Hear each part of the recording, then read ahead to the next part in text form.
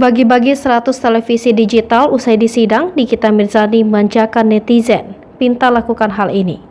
Sidang perdana atas kasus pencemaran nama baik yang dilakukan Nikita Mirzani sudah diselenggarakan di Pengadilan Negeri Serang, Banten, Senin 14 November 2022. Menjalani sidang perdananya, Nikita Mirzani terlihat sangat bahagia dan tak nampak kesedihan sama sekali.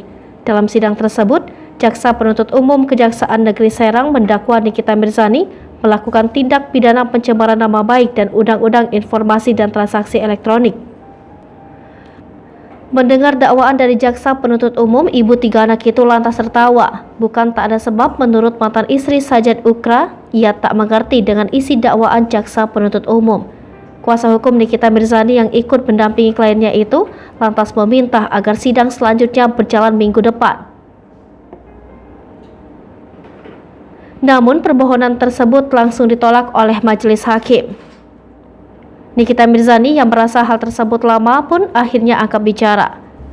Tetapi majelis hakim tetap memberikan waktu 2 minggu untuk sidang selanjutnya. Usai menjalani sidang perdananya, Nikita Mirzani pun membagikan kabar gembira untuk netizen. Dilansir dari unggahan instastory akun Instagram pribadinya, Nikita Mirzani berjanji akan membagikan 100 televisi digital untuk netizen. 100 televisi digital yang akan dibagikan Nikita Mirzani ini tanpa syarat.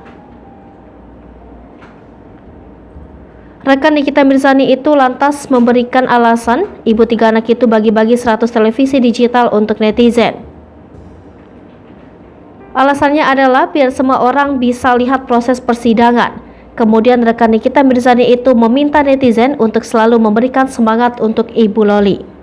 Hai pemirsa Sri Popo TV, jangan lupa komen, like, dan subscribe, serta tonton terus berita-berita terupdate lainnya ya.